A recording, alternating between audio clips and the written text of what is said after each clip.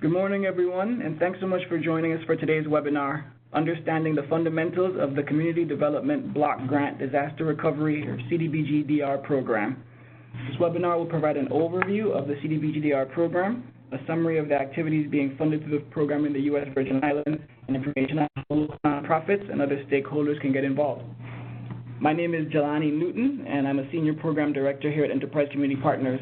I'll be your host this morning. I'm also a proud native of the Virgin Islands. I was born and raised on St. Croix, and most of my family still lives on the island, so this work is very important and also deeply personal to me. For those that may not be familiar with Enterprise, we're a national nonprofit focused on housing and community development. We are headquartered in Columbia, Maryland, with offices across the country. We work throughout the United States and in the U.S. Caribbean to promote affordable and quality housing that connects people to opportunity. With support from various national foundations, our team has been working in both Puerto Rico and the Virgin Islands to support recovery from Hurricanes Maria and Irma, with a particular focus on promoting resilience and equity in the housing recovery. I should mention that today's webinar is possible thanks to a grant from the National Fish and Wildlife Foundation. I'll also mention that none of our work in the VI would be possible without the continued engagement of local partners like the VI Housing Finance Authority and several others. In fact, the webinar we're going to host today was actually proposed by the folks at the VI Housing Finance Authority, who recognize a desire among the local nonprofits and other community stakeholders for this information. So we're very excited to partner with them today in delivering this content, and we hope you'll find it useful. Today's session will feature presentations from Marion McFadden, Senior Vice President of Public Policy and Senior Advisor for Resilience at Enterprise Community Partners, and Antoinette Fleming, CDBG DR Director for the VI Housing Finance Authority. Over the course of the next 90 minutes or so, the session will provide an overview of the CDBG DR program nationally. We'll spend some time going into the specific programs outlined in the VI's action plan across the program sectors of housing, infrastructure, and economic revitalization. And we'll also talk about opportunities for local nonprofits and other community stakeholders to engage through CDBG DR in the recovery process. We'll also reserve some time at the end of the session for questions and answers. Before we move into the first presentation, I wanted to mention a few quick housekeeping notes. First, please note that all attendees will be muted throughout the session, but questions can be sent to the speakers via the Q&A panel at the lower right-hand side of your screen. If you see the word letters Q&A, right next to it is a right arrow. If you click the arrow, it'll expand the Q&A window, and you can post your questions in there.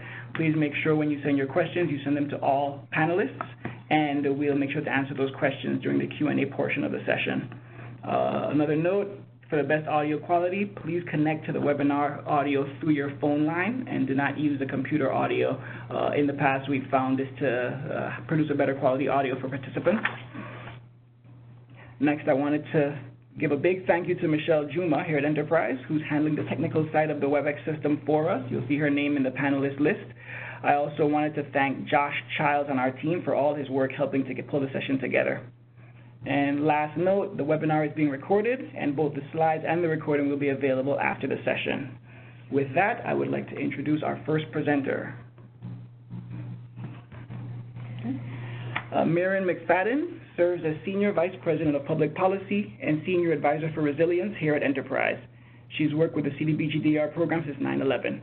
Previously, she served as Deputy Assistant Secretary for Grant Programs at the U.S. Department of Housing and Urban Development, and while at HUD, she oversaw affordable housing and community development programs, including the CDBG program, the Home Investment Partnerships program, the Housing Trust Fund, the Neighborhood Stabilization Program, and CDBG DR funds, including Hurricane Sandy and National Disaster Resilience Competition grants. Thanks so much for joining us today, Marion. I'll hand it over to you. Thanks, Jelani, and hello, everyone. First thing I'd like to say off the bat is if you didn't know that HUD does disaster recovery, you're not alone. It comes as a surprise to many communities that HUD is involved. People tend to think about FEMA when it comes to disaster response and recovery. But over the years, we've seen that Congress has been providing more and more dollars to HUD in order to do the long-term recovery work. So HUD dollars aren't on the ground immediately. It takes some time for funds to flow from Congress to HUD and then down to individual state, local governments, and tribes. But we're going to go and talk in depth about the great things that can happen once those dollars reach communities. Okay, so first question, what is CDBG DR? There is no permanent authorization for HUD to do disaster recovery. We do have bills in the House and the Senate that would make this a permanent program, but the way it works right now is that after the biggest natural disasters, Congress has the option to make funding available. So that certainly happened to address Hurricanes Irma and Maria, and we've seen for many other disasters as well. So Congress appropriates those dollars, and the special appropriation provides funding for the most impacted and distressed areas, or MIDs, that have significant unmet needs for long-term disaster recovery. In practice, the way that works is the Congress gives the HUD Secretary discretion to dig into the data and make the decisions about which jurisdictions receive the funding. Some parts of the CDBG DR program are the same as the annual CDBG or Community Development Block Grant Program. We'll talk a little bit about some of the differences. But like the annual program for CDBG disaster recovery, once those funds flow to a local government or a state government, they become the grantee. So when you hear us talk about grantee, that means the unit of government that is receiving funding. If I say recipient or subrecipient, that means someone that has received funding not directly from HUD, but through that government that has received the funding from HUD. So like the annual CDBG program, a CDBG DR grantee is responsible for creating, publishing, and submitting to HUD an action plan for how it will use the dollars. But before it can submit that plan to HUD, the jurisdiction is responsible for publishing a draft and oftentimes doing one or more public hearings so that citizens can review and offer comments, and the grantee then takes those comments into consideration and makes revisions before submitting that plan to HUD. HUD reviews the plan and either accepts or rejects the action plan. If they reject the plan, they bounce it back to the grantee to make whatever changes are required to be in compliance with the law. And then once the plan is accepted, the money moves from HUD to that jurisdiction. Like the annual CDBG program, all of the funds have to meet one of three categories. So the funds have to either benefit people of low and moderate income, prevent or eliminate slums and blight, or meet an other urgent community development need. Overall, the grant will have to benefit people of low and moderate income. There is an overall benefit requirement with each grant. Usually it is that 80% of the funds have to primarily benefit people of low and moderate income. I say usually because Congress has the ability to change from law to law, but generally that is the rule. We'll talk about waivers a little bit later in the webinar, so there are always exceptions here. But some of the funds are not going to have to meet the low and moderate income benefit requirement, and that's where we see looking at other national objectives, the prevention or elimination of slums and blight, or meeting an other urgent community development need.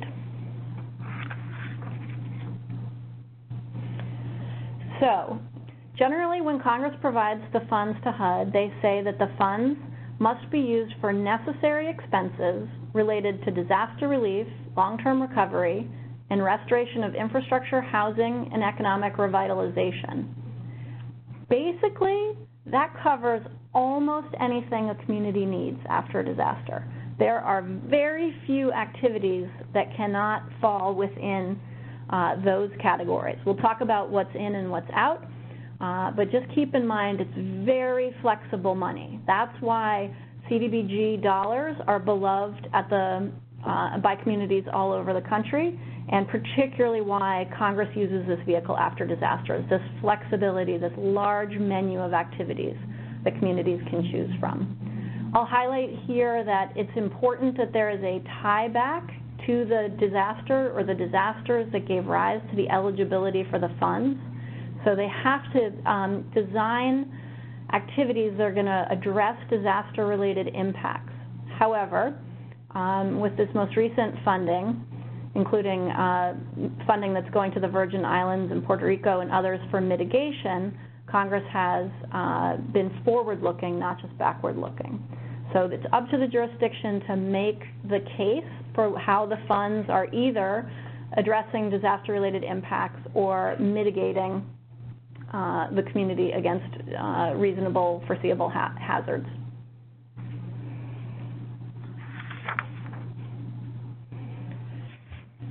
So on this slide, you'll see an example of some eligible activities, and we see communities all over the country that use their funds for these kinds of disaster-related recovery activities. So large-scale and small-scale infrastructure projects. For example, a small infrastructure project could be as simple as repairing a sidewalk or a sewer line that had been damaged, or a large-scale infrastructure could be as big as rebuilding a port. Economic development projects, for example, working capital or repair to damaged businesses, or even assistance to small businesses that were not directly damaged but are necessary for the recovery of a community. Installation of public facilities and support for community centers. Certainly one of the largest activities we see after disasters, housing rehabilitation. Ordinarily in the CDBG program, it's very difficult to do new housing construction. However, HUD always grants a waiver to allow jurisdictions to do new housing construction after disasters. Public services are eligible, clearance and demolition, acquisition of new properties, additional assistance to micro enterprises, doing code enforcement, and assistance to homeowners. So those are just a few examples of the types of eligible activities. Generally, the sky is the limit with a few caveats. So there are some activities which are explicitly prohibited even after disasters.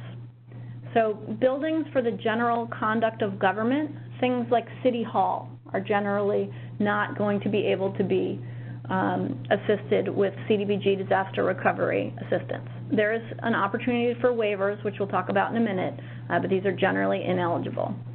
The general expenses of government are not eligible. So the kinds of government activities that were being paid for before the disaster can't suddenly be covered by CDBG DR funds.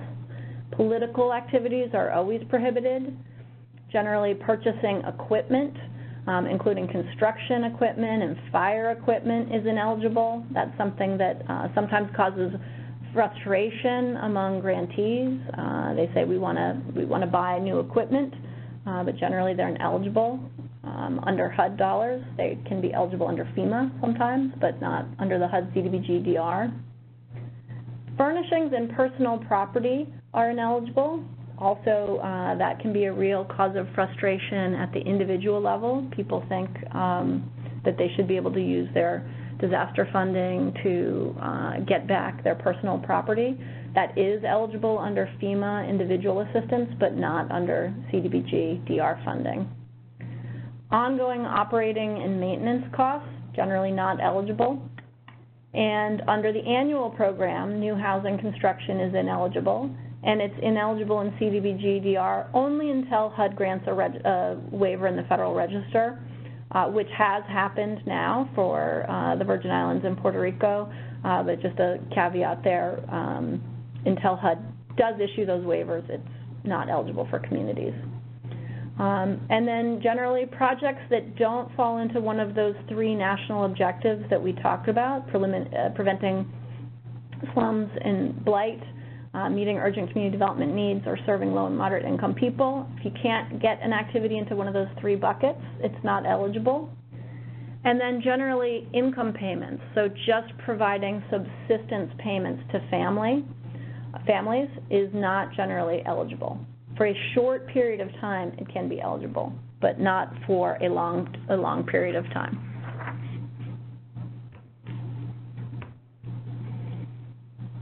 Okay, so if you're familiar at all with federal dollars, you know that they come with a lot of related requirements and a lot of paperwork. I'm going to talk a little bit about some of the cross-cutting federal requirements that grantees are responsible for complying with. Environmental review is one of the most complained about requirements that I hear from communities. So certainly we all understand the importance of, for example, protecting wetlands and protecting endangered species and making sure that the quality of the place where you're, for example, building housing is going to be sufficient. However, the environmental review requirements don't have the ability to be waived. So there are waivers available for lots of requirements, but by statute, Congress says no waiver of environmental reviews. And so the result is that complying with environmental review adds cost and time to what it takes to get projects done. And so there is no real additional flexibility generally available on environmental review. Flood insurance is also a requirement that tends to come as a surprise to some communities that are receiving CDBG DR for the first time, and that extends to the individual homeowner level. If a property is in a floodplain and funds are used to substantially improve the property or a new constructed property, you're going to have to comply with flood insurance requirements, meaning the purchase of a flood insurance policy, and the property owner is required to obtain and maintain that flood insurance. So it's not just a one-year policy that's required, but it's generally continued over the useful life of the property, and so that adds an ongoing cost for property owners, which is not covered by the grant. However, one of the things we've seen is that where CDBG DR funds are used to elevate properties that are in the floodplains, which HUD also requires, if it's a property that's being substantially reconstructed or newly constructed, having that elevation makes flood insurance incredibly affordable. It brings the cost way, way down, so it may be in the best financial interest of the property owner to have that flood insurance over time and affordable. Labor standards are requirements under the Davis-Bacon Act, and those relate to how much workers under federal contracts are paid. Section 3 is a HUD-specific requirement that residents of public housing and other low-income residents of the area be given an opportunity for training and construction-related projects. There are also cross-cutting Federal Funding Accountability and Transparency Act requirements, which are essentially that the jurisdiction has to record what's going on in a project on a federal website. There are procurement requirements. This is another one that tends to cause some headaches about what it takes to get contractors, and fair and open bidding requirements and related. And generally, I think the concern that jurisdictions have is that it adds time to the process, but not a lot of waivers available there.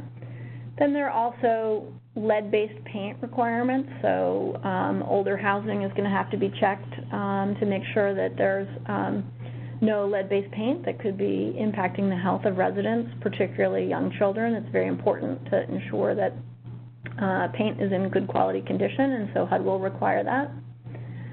There are fair housing requirements under the Fair Housing Act.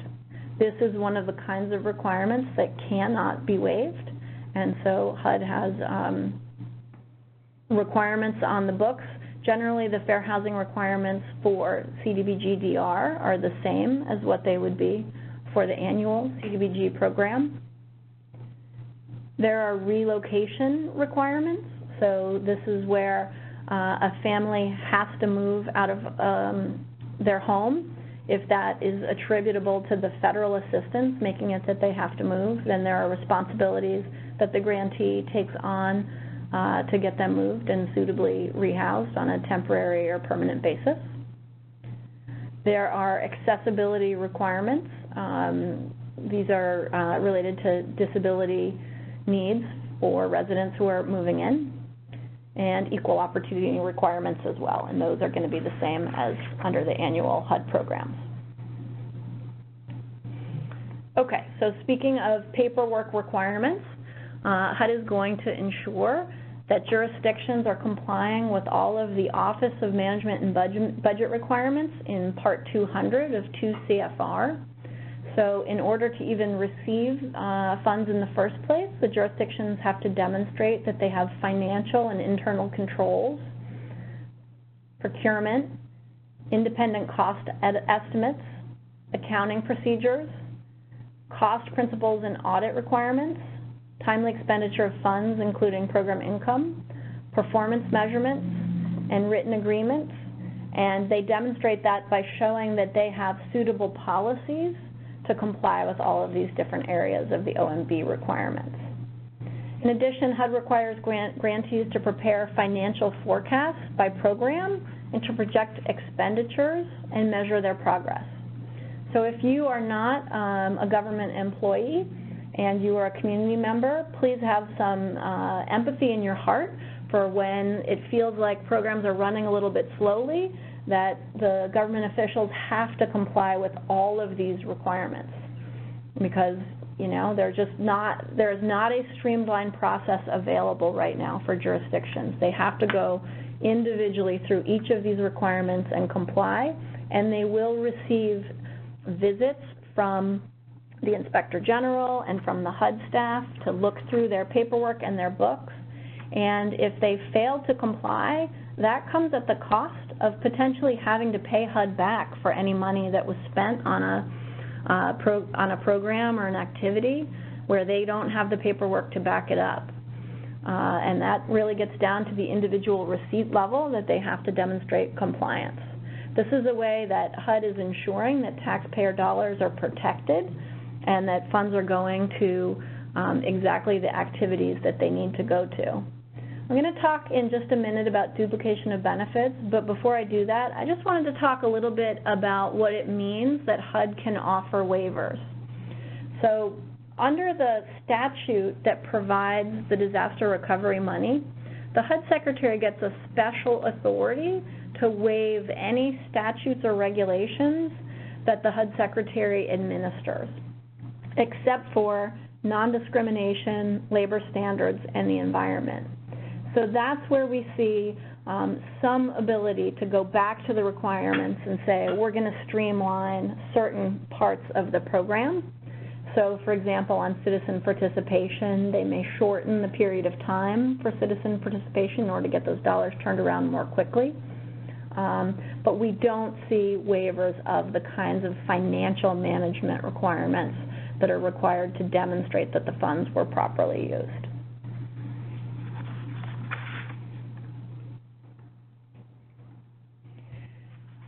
So the grantees are going to enter all of their documents into a system called DRGR, which stands for the Disaster Recovery Grant Reporting System.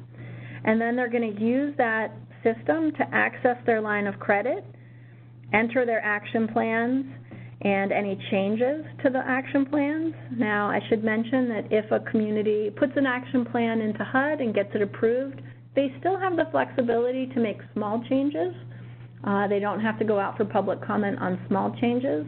But if a change is going to be considered substantial, if they're going to be moving a lot of dollars between categories, or if they're going to be taking funding out of one category and putting it into another in a large way, they have to go back out for public comment.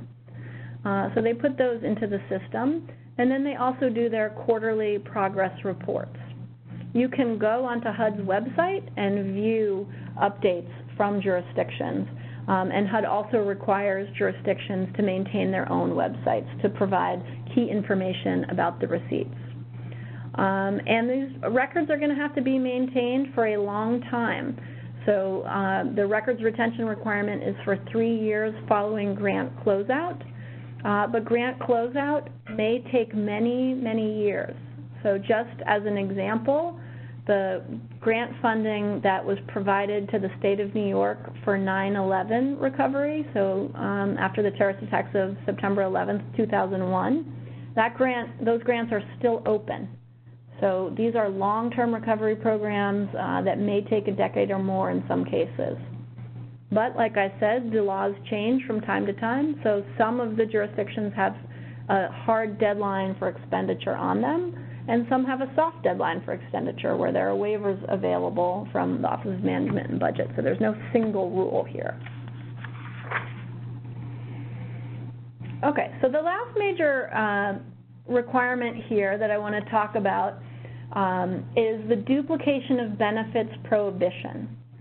So under both the Robert T. Stafford Act and the laws that provide the funding to HUD, grantees are prohibited from spending money in a way that would allow a recipient, so that could be a nonprofit or it could be an individual family or it could be a small business. So it prohibits them from receiving more disaster assistance than the amount of the loss, or receiving benefits for a loss that has already been covered by another source. This is known as the duplication of benefits prohibition, also called DOB. It includes both private and public sources in terms of looking at what's been received. So for example, if a homeowner has received insurance proceeds, an amount sufficient to cover their rebuilding, they're not able to receive additional grant dollars for that rebuilding. And the purpose of this rule is to ensure that the federal government funding is the last source of recovery funding made available.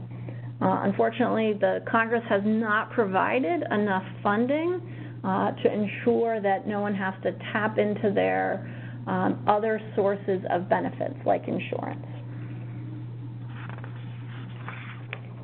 This tends to be a little bit confusing to folks, so I'll just walk through a couple of examples here. So let's say an individual home, a single-family home, has a rehabilitation need after a disaster of $50,000, but received $50,000 from insurance. There is $0 left, and so no eligibility for CDBG disaster recovery funding. But let's take a second example. Let's say that the rehabilitation cost for that single-family home is $50,000, but FEMA has already provided $20,000 that can be used for rebuilding. So we're not talking about the FEMA dollars that have been used for temporary sheltering costs, like paying for a hotel, for example, or other emergency needs. But let's say there's $20,000 still available from a FEMA grant. That means that the total eligibility for CDBG DR is $30,000. That's okay. That family can receive that $30,000. Generally, the costs of rebuilding are going to be to put the home back to the same sort of size that it was previously, but there's actually some flexibility at the local jurisdiction if it would be appropriate to serve a family a little bit different than the original kind of footprint of their home. There's some flexibility there. So those are the key provisions of duplication of benefits. I don't want to take too much time here, but I'm looking forward to questions when the opportunity arrives and discussion. Thank you. Thanks so much, Marion. For the attendees, again, please remember to post your questions for Marion to the Q&A panel on the lower right-hand side of your screen, and we'll address all questions in the designated time at the end of the webinar. Next, I'd like to introduce our next speaker, Ms. Antoinette Fleming. Ms. Fleming serves as Director of the CDBG DR program at the VI Housing Finance Authority. Through various programs and projects, the VI HFA seeks to increase access to housing and community development opportunities in the Virgin Islands. At the HFA, Ms. Fleming leads the team that administers the CDBG DR funds on behalf of the territory government. Thanks so much for joining us, Ms. Fleming. I'm going to hand the virtual mic over to you so that you can take us through your presentation. All right. Thank you, Jelani, and thank you, Enterprise, for this opportunity. So my portion of the presentation, as Jelani mentioned, will talk about the CDBG DR program in the USDI. Now, the purpose of the CDBG DR funds is to address the unmet needs in the U.S. The U.S. Department of Housing and Urban Development has awarded about $1.8 billion that is, of CDBG DR funds to the USDI. Now, CDBG DR funds are intended to address unmet needs in housing, infrastructure, and economic revitalization that were impacted as a result of the 2017 storms. The next slide will show us a breakdown on how that allocation is presented to us. As I mentioned before, the first tranche was $242 million, and that was to address the unmet needs in the territory. Governor Mapp signed that grant agreement back in September 2017. That was tranche 1. What the territory is currently awaiting is tranche 2, which is projected to have about $779 million. That HUD approved that funding back on March 1st, 2019. However, as of this date, we have not received the grant agreement for now Governor Bryan to sign and execute so we can have access to those funds in the territory. For tranche 3 and tranche 4, which are upcoming in HUD, for HUD to give us, tranche 3 is going to address what we call mitigation measures. And HUD has given us an assurance here in the territory that the Federal Register notice will be given to us by September 4th, 2019. With that Federal Register notice, we will be given guidelines on how to proceed and how to implement projects. Tranche 4 will be given at another date, and that is to address the electrical power system here in the territory. I'm going to go on to the next slide. So the overall benefit for the DR program, HUD requires that 70% of tranche 1 is used to benefit primarily low to moderate income individuals. And when I say primarily, they have specifically told us 70% of the funds, low to moderate. This also means that we can serve people that exceed the income limit, but that is limited to just 30% of the funding allocation. On this next slide, this is a very detailed breakdown of how our tranches is broken down. On this slide, we're looking at housing, infrastructure, and economic revitalization, as these were the most impacted in the territory. For our housing program, we have identified 5 activities that will serve the public in trying to rehabilitate single-family homes, new construction, rental properties, multifamily structures, and also the vulnerable population that are listed under the supportive housing and sheltering program. So for a deeper dive, under our housing, we have the homeowner program. The funding allocation from tranche 1 is $10 million. What is shown in the next column as $8 million, we have told HUD that 80% of those funds would benefit low to moderate income individuals. When we go down to the second line item, the new construction for homeownership opportunities, this program mimics our traditional VIHFA program. The allocation for this is also $10 million. And in this program, we have identified $9 million that would benefit low to moderate income individuals. For the rental program and reconstruction program, we have allocated $5 million. For the benefit to low to moderate, that would be $4 million. For the public and affordable housing program, we have allocated a total of $32 million, and we have told HUD that we would set aside $28 million in change to serve the low to moderate income individuals. Our supportive housing and sheltering program has an allocation of $5 million, and 100% would benefit low to moderate income individuals. So that takes care of our housing program. For infrastructure, we're looking at 3 activities. The local match for federal disaster recovery has an allocation of $50 million, $549,800. We have identified 60% of those funds to benefit low to moderate income individuals. Also under infrastructure is a road repair and resilience program. $30 million has been identified for that program. 65% of that $30 million would benefit low to moderate income individuals. The final program under this category is called the electrical power system, Enhancement and Improvement, which has a budget of $45 million. 80% of this fund will go to benefit low to moderate income individuals. So for those of you who are not familiar with the listing that I'm providing, a more detailed information would be further along into the program. For the Economic Revitalization Program, we have identified 5 activities, and I'll tell you about them. For the Port and Airport Enhancement Program, we have identified $23 million.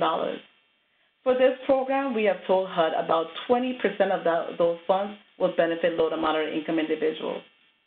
The Workforce Development Program, I skipped a program. Tourism Industry Support Program, I just realized that, has a budget of $5 million, and 20% of that budget will also benefit low to moderate income individuals.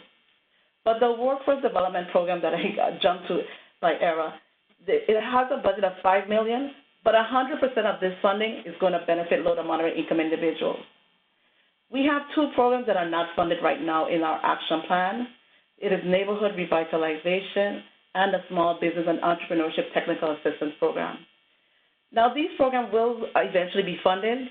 Why we have not funded them at this time is that we're trying to finalize our policies and procedures and finalize the activities that will go into these programs. The programs I've mentioned and all the information that I'll be discussing today are all found on our website, and the website information is www.vihfa.gov. Under the header, you can click on disaster recovery, and all the disaster recovery information can be found on that tab. We're going to move on to the next stage, and we're going to talk about our program sectors. So the first program is, of course, housing, one of our biggest and most important sectors. The activity description that I'm going to talk about first is the Homeowner Rehabilitation and Reconstruction Program. As I mentioned before, the total is $10 million. We have identified 2 types of activities for you, reconstruction and rehabilitation. For reconstruction is our priority, and it includes demolition and rebuilding of substantially damaged housing and modular units on the same lot, on the same footprint. This activity is capped at $250,000. The second priority under this program is called rehabilitation. Now, the program funds will be available to assist homeowners whose home received major and severe damage but did not meet the definition of destroyed or substantially damaged. For this activity, there will be a cap of $50,000.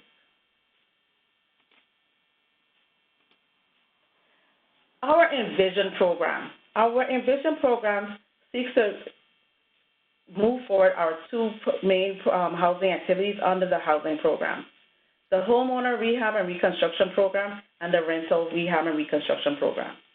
These programs started on April 15th with call centers. Our Envision program is our case management system, and they started off with robocalls. They called persons who have registered with FEMA, persons who are involved into the STEP program, and calls were just to let people know that a 3rd program has started, and if you are still in need of disaster damage, you are asked to call in, register for the program. We have 3 locations that I want to tell you about. On St. Thomas is at Tutu Park Mall. On St. John is at the Marketplace. And on St. Croix is right next to Health Conscious. So if you're still in need of disaster recovery assistance, you're asked to come into the case management centers at any one of those 3 locations. Or you can go to the website. The website is www.vistormrecovery.com. The case management hotline, I can give you that number, 888-239-3387.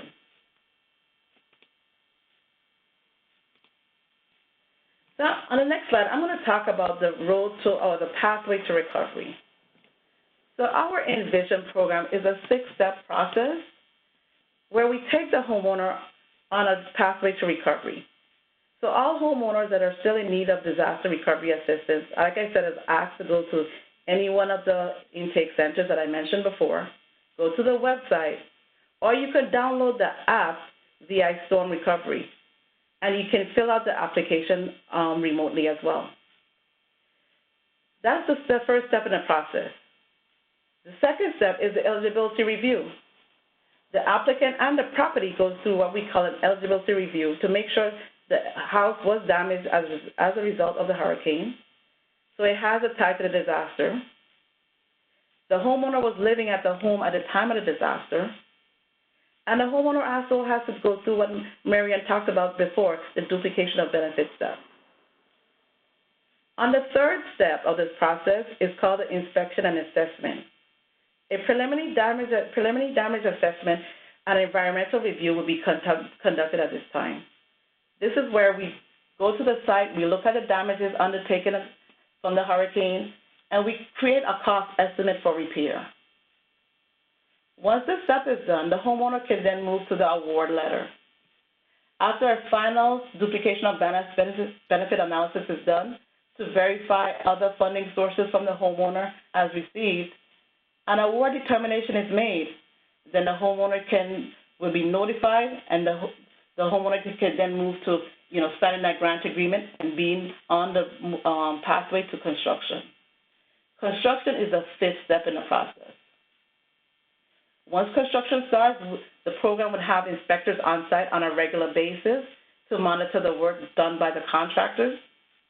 Once the construction is finished, the home is completed. That's the sixth and final step. And at this step, we look at the closeout, final payment to the contractor, getting the homeowner back in the home. So that concludes the pathway to recovery.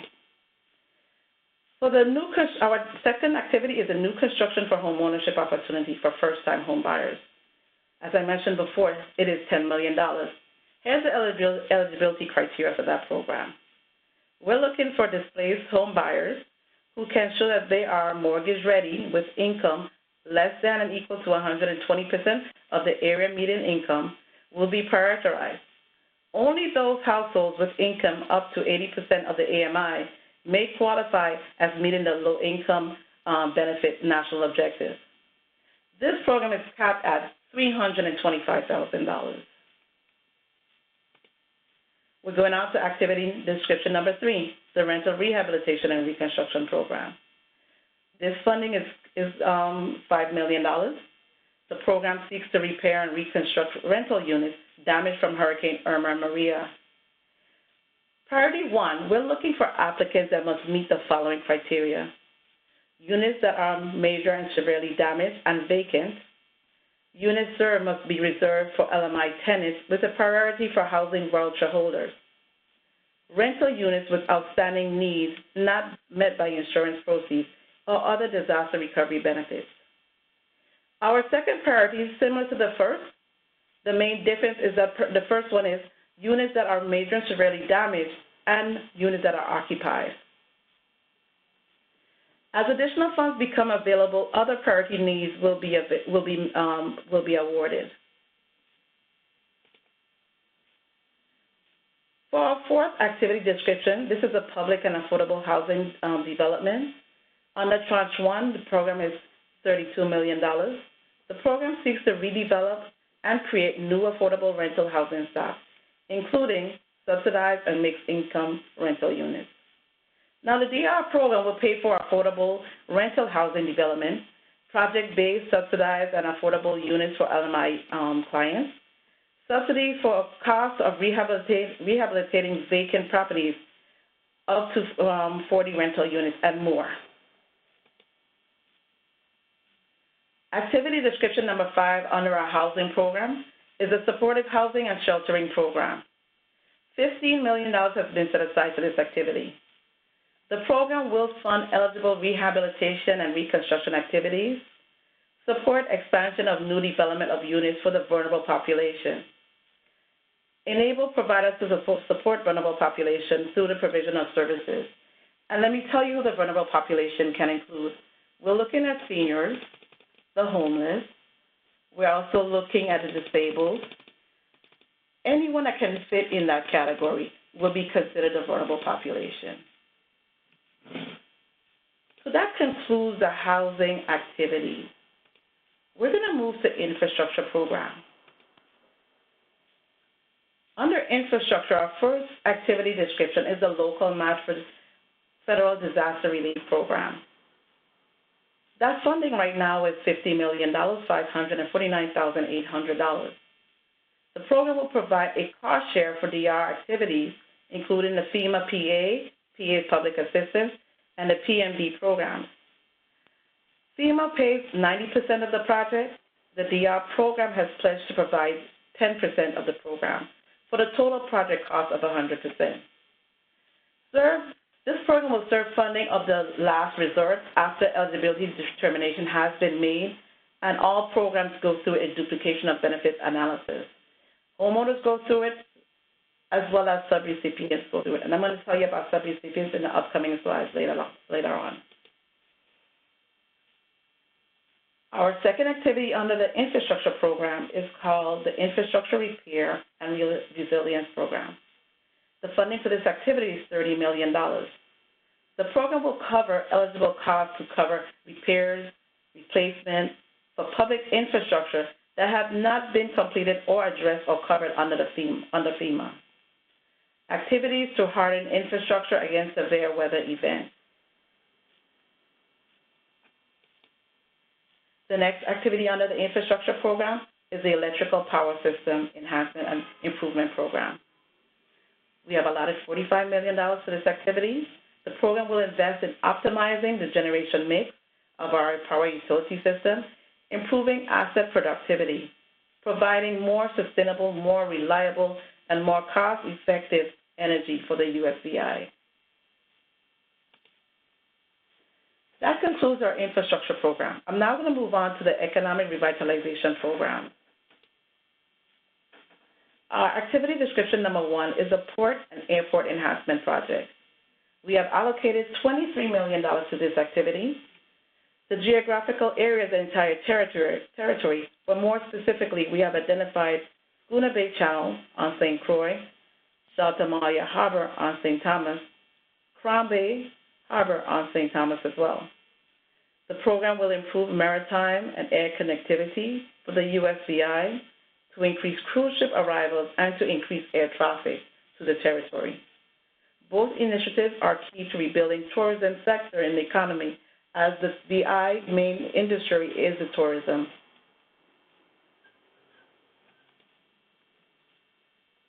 The next activity under our Economic Revitalization Program is the Tourism Industry Support Program. As mentioned before, I think when Marion did her presentation, she mentioned projects that are ineligible. Any activity that benefits tourism is usually an ineligible activity. However, the VI requested a waiver to HUD to allow us to undertake this activity, and it was granted.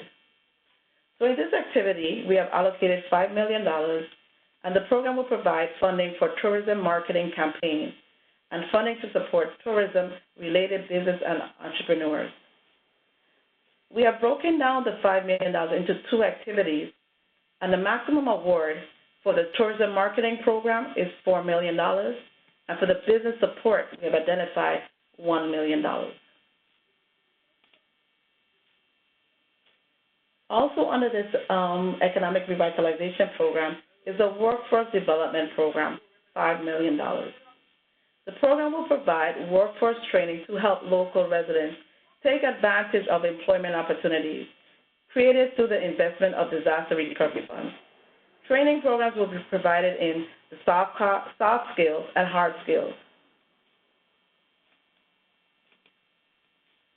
Opportunities to engage. I think this is something that everyone wants to hear about. Under opportunities for engage, possible roles include subrecipients. When the DR funds were given to the territory, they were given to the VIHFA. Some of the programs VIHFA will undertake on its own, and I'll discuss them in a little on other slides. Other activities, we will engage with what we call subrecipients. Subrecipients are selected by the grantee using a specific criteria.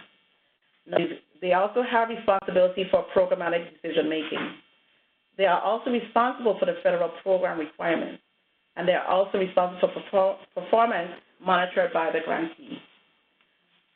Another opportunity to engage with VIHFA is through a contractor. This is done competitively, procured, and provides specific scope of services. Does not have to be a for-profit or private sector entity. It can be a nonprofit. Additional roles include a developer. Awarded funds for an affordable housing development can be either a for-profit or nonprofit entity, typically organized and or formed for a single purpose or undertaking a specific activity, such as a rental or a home buyer project. Also, additional roles include businesses, private or publicly held for-profit entity receiving funds as a beneficiary under the program, such as a business loan program. Subcontractors can also participate into the program as through a contractor. Some contractors are contracted through the prime contractor. They are part of the prime contractor's team identified in the proposal, or they're part of the prime contractor's team selected after the award has been given. May be well equipped to provide a piece of the services required to undertake the activity.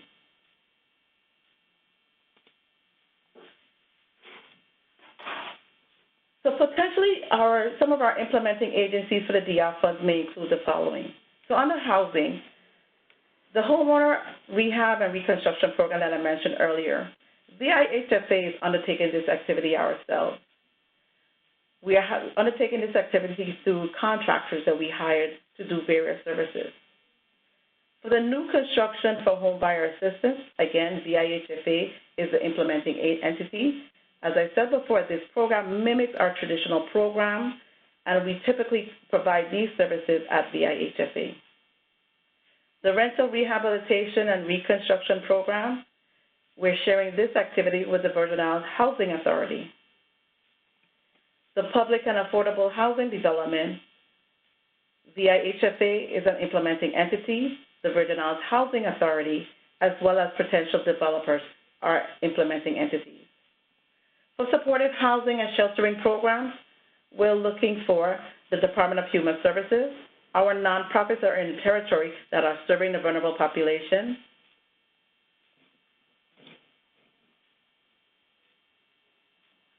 I'm going to move on to the next slide.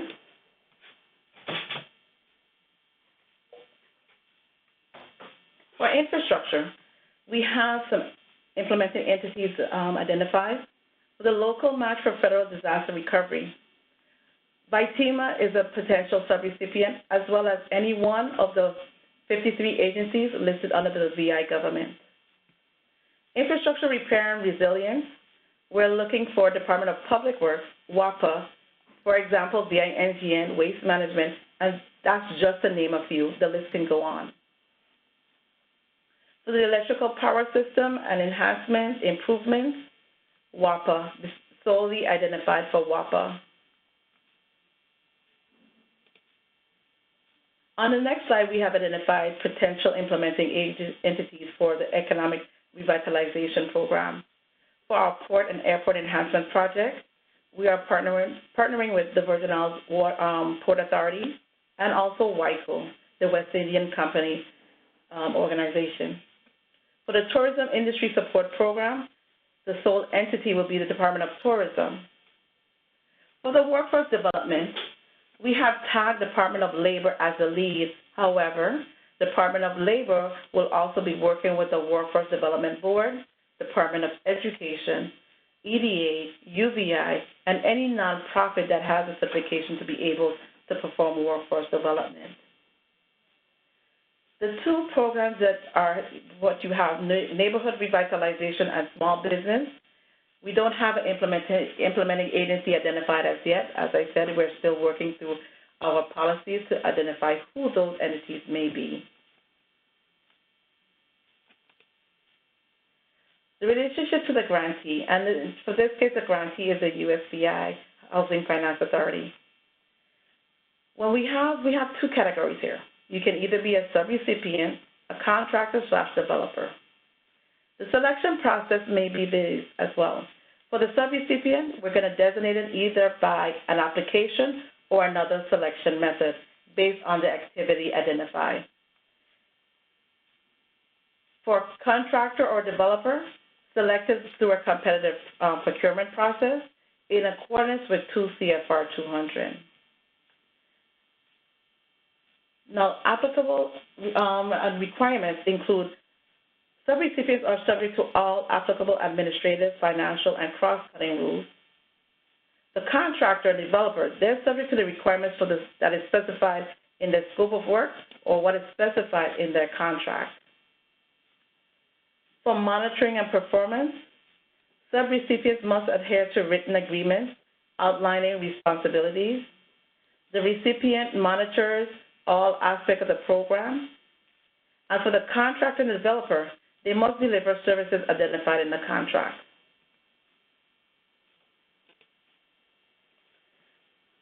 The next slide shows us the subrecipient process flow.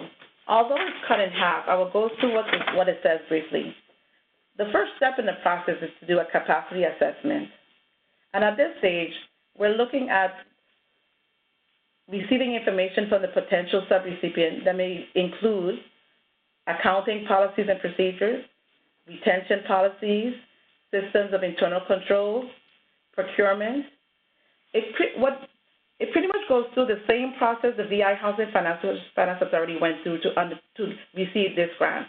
As mentioned earlier by Marion, HUD required that VHFA conducted a capacity assessment.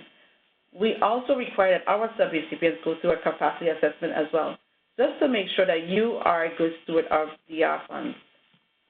So after the capacity assessment is done, we develop what we call your subrecipient agreement. And this is a binding agreement that allows your entity and the VIHFA to be partners in the recovery effort. Once we have the subrecipient developed, we go to the DR application stage.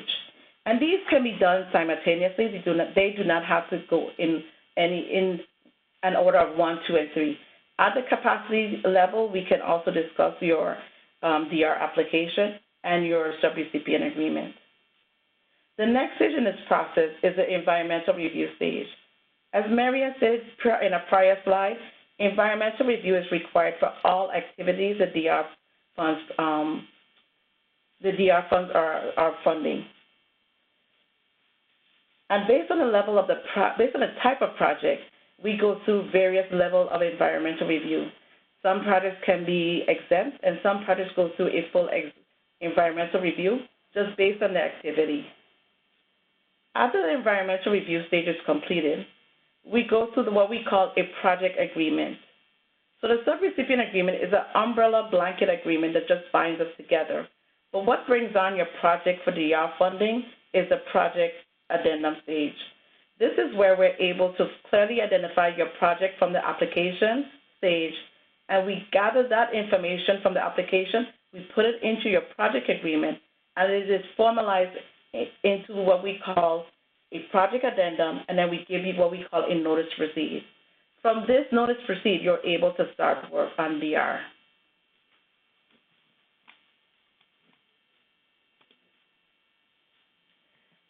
So I went through the capacity assessment earlier, and this slide just tells you about what are some of the things we go through in a capacity assessment, but we go through a lot more.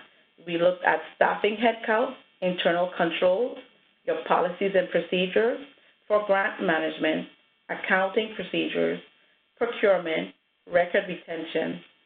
We looked at whether or not you, the subrecipient, has ever received grant funding, results of any federal or internal audits. We looked at how you handle fraud, waste, and abuse, and if you're aware of detecting fraud, waste, and abuse, your reliance on outside contractors, and conflict of interest. The DR application includes information that we would need, like I said, to develop your project agreement. The DR application will have a detailed description of the proposed project, a description of how your project is tied to the disaster, the national objective your project will adhere to. We will go through a duplication of benefit analysis on your project, environmental review, and a budget is needed, and this budget is itemized. We itemize to show the project cost, and this cost can include construction, planning, activities. We also include activity delivery costs and administrative costs, if administrative cost is available for your project. The subrecipient agreement, this is a sample of how one would look like. HUD regulates on 24 CFR 570-503. It requires that grantees enter into a formal written agreement with each subrecipient before spending any DR funds. So once the subrecipient agreement is signed, you have a project agreement, and you have a notice to proceed is issued to you, our office starts oversight and monitoring. HUD requires the grantee, us, to monitor you. Similarly, HUD will monitor our files. We do a desk monitoring. We also do on-site monitoring, and we go to the project site. Grantee must conduct a risk assessment that provides TA to the subrecipient if needed. So anytime during the course of your program, if you need technical assistance, the DR program stands available to assist you. During the course of the monitoring, we're going to look at your program performance. Is the program reaching its intended clients? Is it work being done in a timely manner? We're also going to monitor you financially. Is the request for payment consistent with the level of accomplishment of funds being drawn down for eligible activities? Regulatory requirements are going to be looked at as well. Is the statutory regulations being met, such as what Marion talked about, the Davis-Bacon, the Section 3, the fair housing? Are adequate records being maintained at your office? Reporting and record keeping. We expect that all subrecipients submit monthly reports to our office and have some level of document retention. Records are retained in your office 3 years following the grant closeout of DR. Although your project may close prior to our grant closeout, you're required to hold those same files until the DR program has closed all our files. Things that should be included in your records include contracts, correspondences, scopes of work, reports, payments with supporting documents, payrolls, federal cross-cutting reporting requirements, and any other document that will support your activity. Well, that concludes my presentation, Jelani, and I thank you again. We now have questions and answers. Thank you so much, Ms. Fleming. Thanks to everyone for all of the questions. We have a lot of questions to get through, so we'll spend the rest of the time today on the webinar doing the question and answer session. Many of the questions focused on the process of developing the action plan. So I thought it would be best to group those questions together and ask you, Ms. Fleming, to just talk a little bit about the action plan development process and particularly how the funding allocations were determined for each program. Okay, so during when the action plan was being developed, HUD has put in the Federal Register notice that the most impacted areas were housing, infrastructure, and economic revitalization. So when we looked at the housing program, we looked at what was really damaged on the territory. We saw single-family homes were damaged. We also saw renters were displaced. Multifamily buildings were damaged, and renters in those programs, in those housing were displaced. The homeless was also displaced, and people who had damaged homes were displaced. We looked at creating programs that would address all these needs. That's why we created the Homeowner Rehab and Reconstruction Program. And the VIHFA undertakes the New Construction Program, so we mimic a program to follow that as well. The Homeowner Program will serve single-family homes, as I said, that were damaged as a result of the hurricanes. The rental program, when we looked at the things that happened after the disaster, FEMA came around and provided assistance to single-family homes. In our discussions, we didn't find where FEMA assisted landlords, and we needed a program to serve those people as well. The supportive housing and sheltering program, we talked about serving the vulnerable population, was also included in that line item is the sheltering. After the hurricane, the territory used the schools to shelter anyone that needed assistance. And after the hurricane, the schools were placed in a predicament where they couldn't open after the hurricane because the buildings were still used as a shelter. Also, churches were still used as a shelter. What this line item will also provide an opportunity to provide a structure that is multi-use and at the time of the event be used as a shelter. So we will not be dependent on education to use their schools anymore. So this is the underlying plan. When we looked at housing, we looked at the needs, the unmet needs for the territory, and how we can best serve those needs. I hope that answers your question, Lonnie. Great, thanks so much.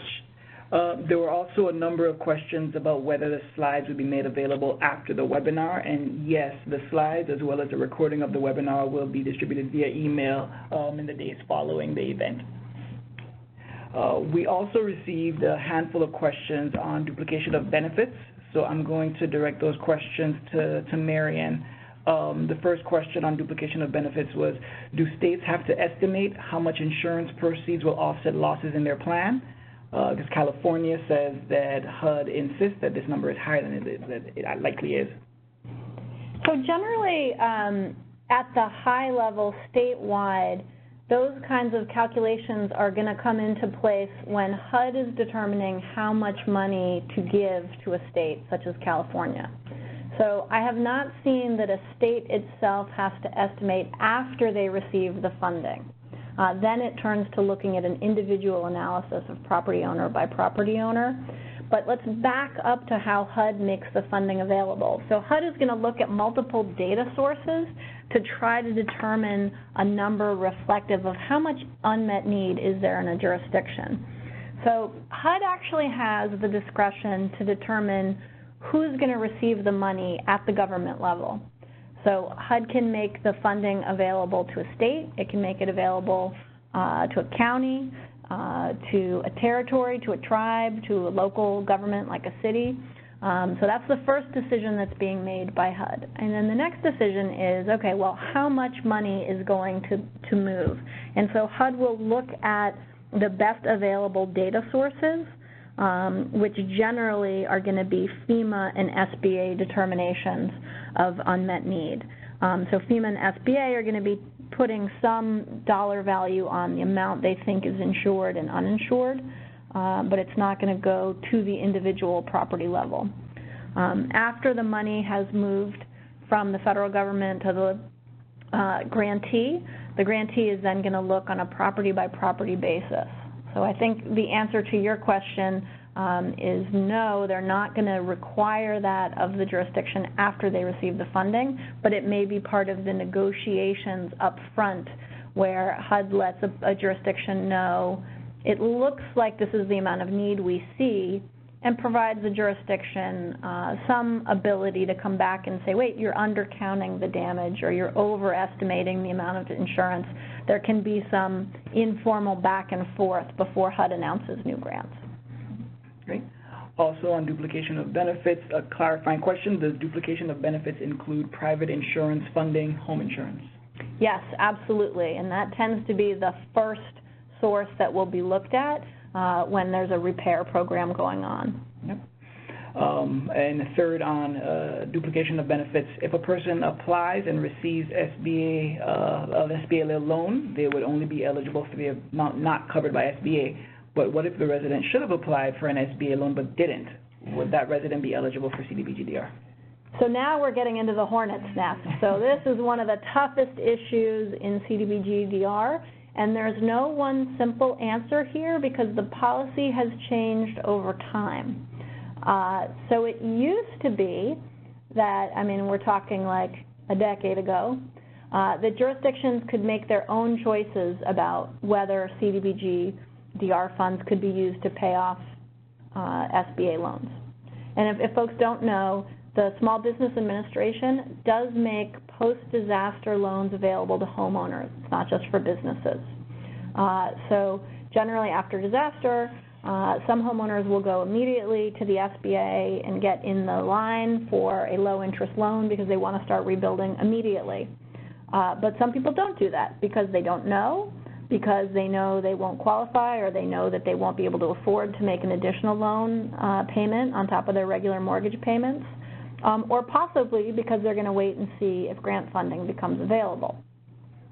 So over time, that policy at the federal level has shifted from jurisdictions, you can make your own choices about what to do, to HUD saying, you know what, as a matter of policy, we're going to say you cannot pay off a CDBG DR, an SBA loan with CDBG DR. HUD wrote a policy about that in 2011, and that was the rule. But since, we have seen Congress step forward in the DRRA, Disaster Recovery and something else with an R Act, to say that federal benefits that SBA loans shouldn't be considered a duplication of benefits. So as we understand it, the new HUD policy is to say you can pay off an SBA loan. But there's still some decision making that can happen at the local level, so I defer to Antoinette on the USVI policy on DOB. I'm sorry for a long-winded answer to a short question, Jelani. No worries. Ms. Fleming, is there anything that you would like to add to that response from a local perspective?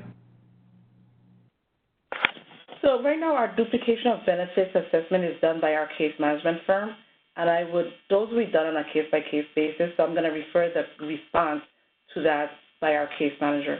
So if a homeowner has specific duplication of benefits question, please visit any one of our case management centers or call the 888 number that I mentioned before.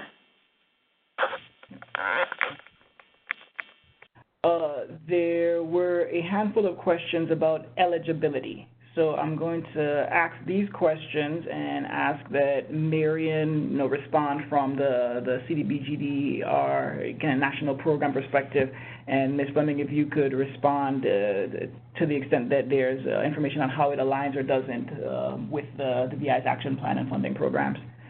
The first was clarification. We had mentioned that government buildings are not eligible. Does this mean that government house and their offices are not eligible for CDBGR funding? I'm sorry, the government? Government house in the VI, which is the House of Government. Oh, yes, sorry. I was thinking like an individual's home who worked for the government. No, sorry. Right, so generally, no. The question would be, was it disaster impacted, and can they make the case to HUD for a waiver? But generally, no, those buildings are going to be ineligible, and that would include the legislative branch. And that is correct. We would have to write a waiver to HUD, requesting HUD to allow us to do any DR work on government house or any public-facing building that has the conduct of government operations in it. Okay.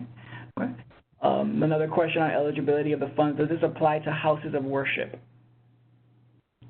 So HUD does permit assistance to houses of worship under very constrained circumstances. So there is an entire rule in the regular CDBG program, which applies as well to the disaster funding, about looking at what the facility that's being renovated for, or the specific room or rooms within the facility are used for. And there has to be a separation between the inherently religious activities like worship or Bible study and the non-religious activities. And that separation can be time or space. So for example, if you're looking at the rehabilitation of, let's say you have a church that has an adjacent community meeting space. The chapel area, if it's always used as the chapel, the primary place of worship, that's not going to be eligible for rehab. But let's say it shares the roof with the rest of the building. which is used part of the time for religious-only gatherings and part of the time for open to the community non-religious gatherings.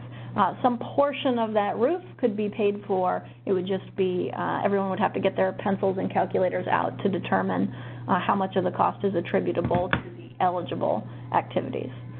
So, for example, we see funds will flow to places of worship that operate a homeless shelter, a soup kitchen, or have a gym that's open to the public or otherwise share their facilities. Okay. Great. Next question. Are costs associated with the replacement of mobile homes eligible for CDBG DR funds? And it's a two-part question. Could a mobile home destroyed by the storm be eligible for a stick-built house through CDBG DR?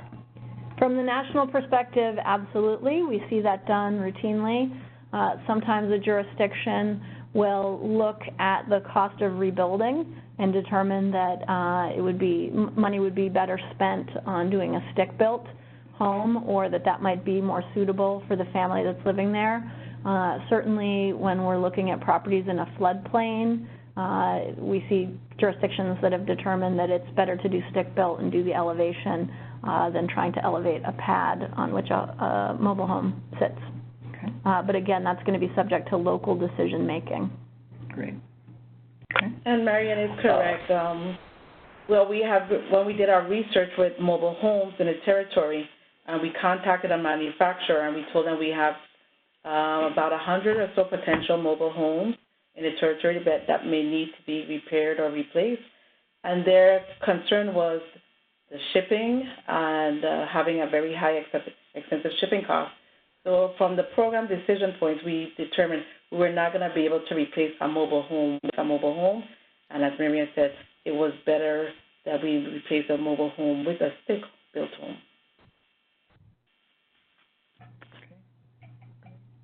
Okay. The following questions get into the specifics of information resources and the various programs, and we did get a large number of questions. We'll get through as many of them as we can on the webinar today, but please note that the system does record all of the questions, and for questions that we either don't have time to get to or don't have the information at hand to be able to answer, we'll be able to follow up with folks directly via email. Okay. The next question, what is the waiver process for new construction, and how can I research or find guidance on this? So HUD has granted waivers for new... Go ahead, Marion. Sorry, after you, Antoinette. No, you, please. I was just going to say the waiver request that the VIHFA requested was specifically to address new construction for first-time home buyers. And that is the second activity in our housing program. We actually wrote a letter to HUD, and it was included in the Federal Register notice that allowed us to participate and use this type of activity.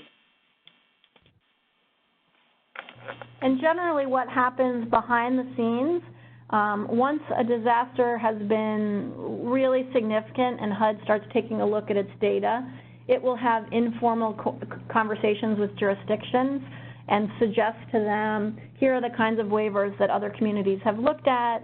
Some of them we grant automatically. We just know we're going to publish it in the Federal Register and make it available. Others, maybe you want to consider what you'd want to ask for, and so that discussion happens, and those waivers have been granted for the VI. Great. Next question. In a sub-grantee capacity, are prevailing wages required for subs? Also, two-part question.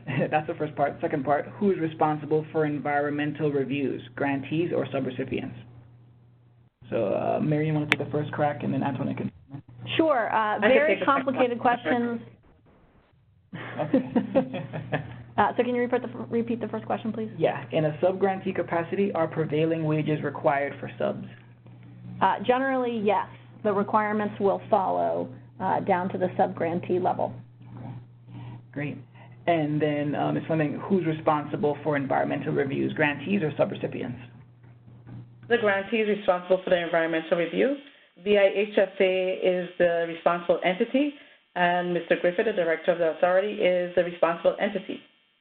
And what we have been doing thus far is, based on the description that's submitted to us by the potential subrecipient, in the CDBG DR application, our environmental team starts the review process.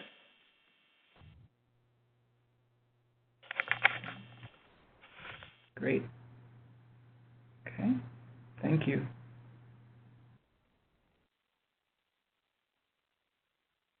Okay.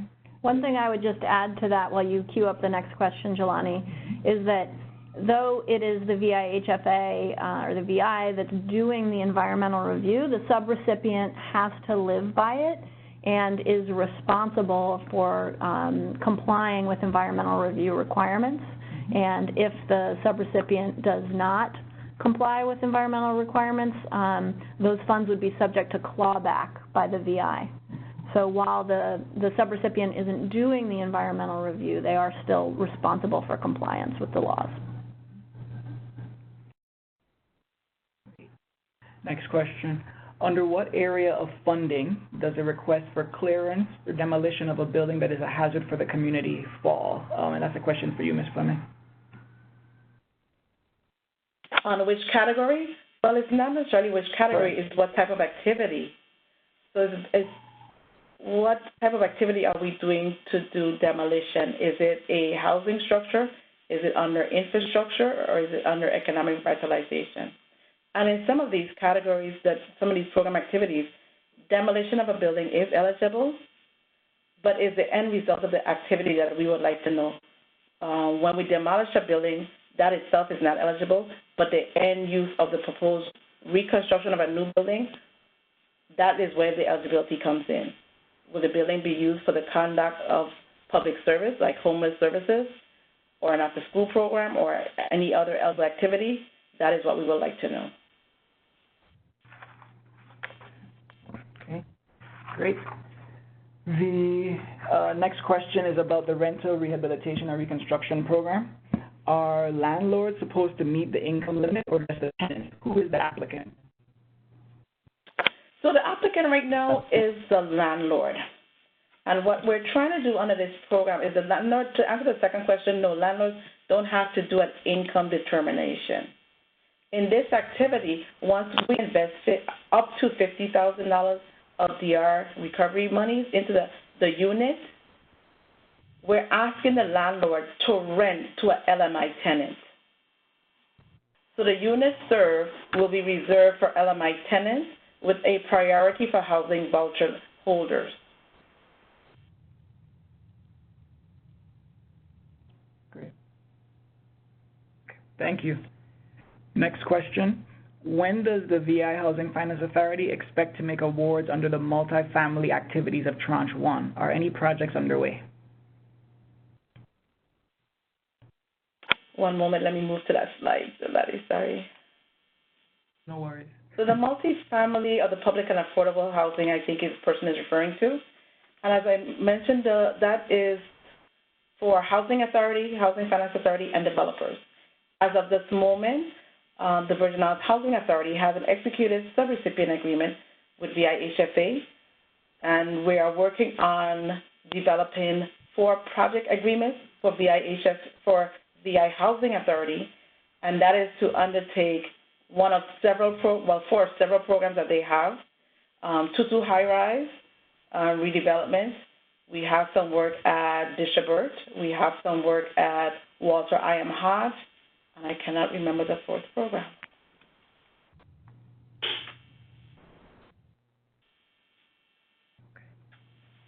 So, and for the developers, we're also working with Megan's Bay Junction.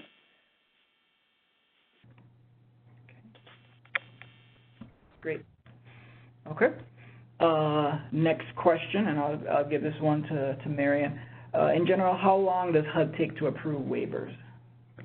So at the beginning of a grant, a lot of the waivers will be baked into the Federal Register notice. So Congress makes the funding available to HUD, and HUD publishes the waivers in the Federal Register along with the general rules for the use of the grant.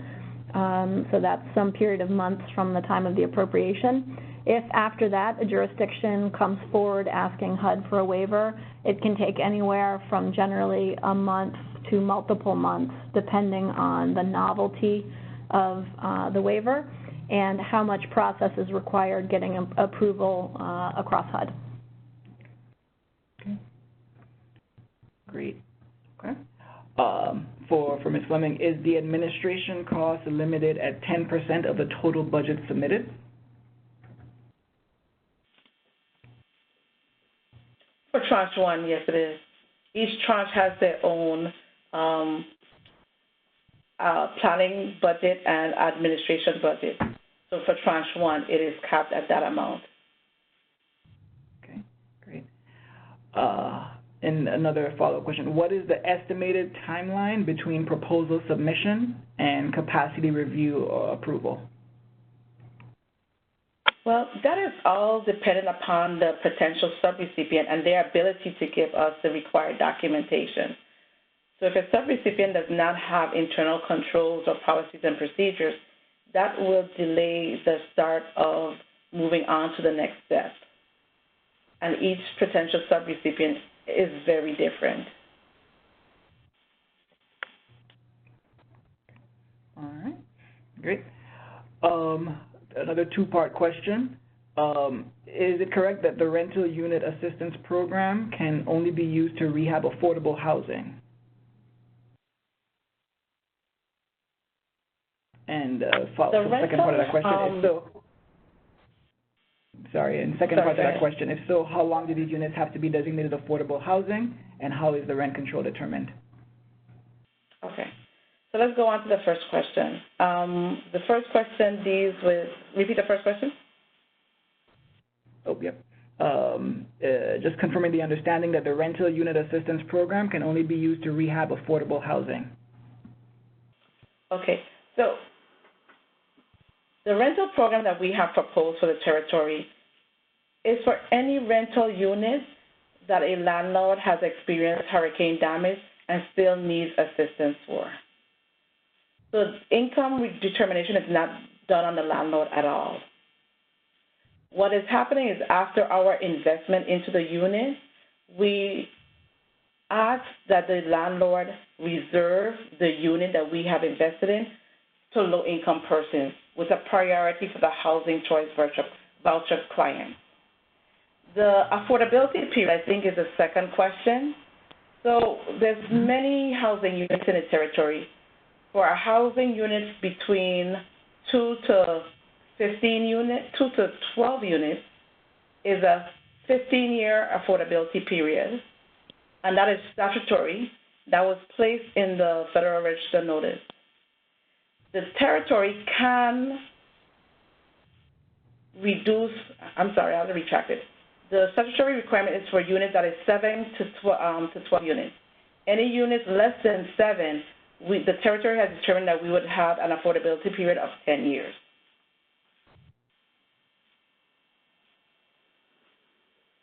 Okay. All right, great, thank you. Next question. We are a nonprofit.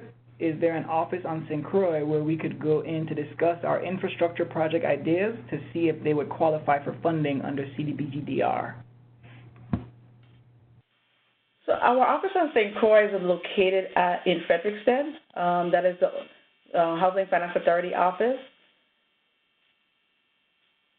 And that is a building adjacent to what was the legislature on St. Croix.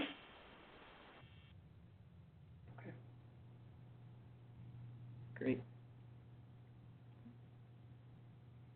All right. And I think we've come down to the last of the questions. Can you clarify what is a stick-built home? So that's going to refer to construction that's generally done on site rather than off-site construction. So thinking of more than a minimal amount of on-site construction required. Okay. Great. Thank you. With that, I think... Oh, I would say, just to clarify, that doesn't mean that it has to be sticks. It could be cement block. It could be any other method, just that it refers to being done on-site rather than off-site. Great. Okay. All right.